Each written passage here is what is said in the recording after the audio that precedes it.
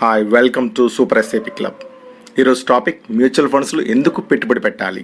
చాలామంది first time ఇన్వెస్టర్స్కి mutual ఫండ్స్లో risk ఉంటుందా అనే డౌట్ చాలామందికి ఉంటుంది. సో ఆ డౌట్ నేను ఈరోజు మీకు క్లారిఫై చేస్తున్నాను. దానికి ముందు నా ప్రీవియస్ వీడియోస్ మ్యూచువల్ ఫండ్స్ గురించి RRR ఫండ్ గురించి డీటెయిల్డ్గా చెప్పడం జరిగింది. సో మీరు ఆ వీడియోస్ చూడనట్లయితే, ఈ వీడియోని స్కిప్ చేసి ఆ వీడియోని చూసినట్లయితే ఈ వీడియో మీకు బాగా క్లారిటీగా అర్థమవుతుంది. సో టాపిక్లోకి వెళ్దాం. మ్యూచువల్ ఫండ్స్లో ఫస్ట్ టైం ఇన్వెస్ట్ చేసే వాళ్ళకి మ్యూచువల్ ఫండ్స్లో రిస్క్ ఉంటుందా అనే అనుమానం ఉంటుంది. సో మీ అనుమానాన్ని ఈరోజు నేను క్లారిఫై చేస్తాను. మనం కాసేపు గ్యారంటీ ప్రొడక్ట్స్ మాట్లాడుకుందాం. Guarantee products like FDs, post office చూసుకుంటే ఈ రోజున 7% ఇంట్రెస్ట్ ఉంది.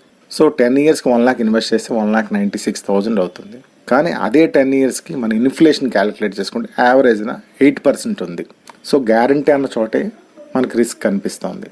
అదే మ్యూచువల్ ఫండ్లో ఇన్వెస్ట్ చేస్తే ప్రీవియస్ ఎక్స్పీరియన్స్ బట్టి, ప్రొడక్ట్స్ వచ్చిన రిటర్న్స్ బట్టి మనం క్యాలిక్యులేట్ చేసుకుంటే యావరేజ్ 10 yearsకి 12% రిటర్న్ వస్తుంది.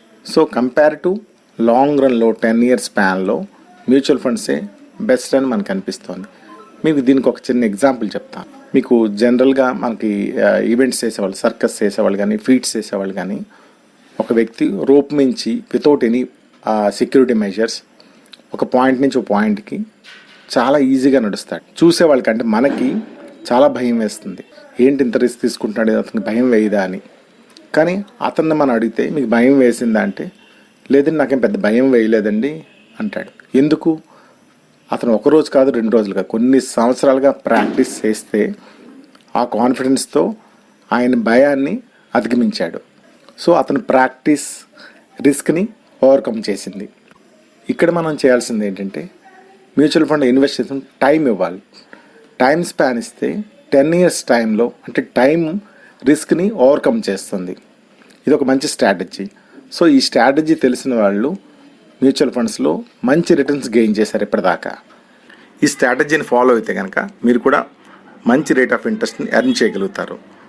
సో నా స్ట్రాటజీ నచ్చినట్టయితే కనుక నా ఛానల్ని సబ్స్క్రైబ్ చేయండి, లైక్ చేయండి, మీ తెలిసిన సర్కిల్లో షేర్ చేయండి. This is Satyanarayana Mantha signing off. Thank you so much.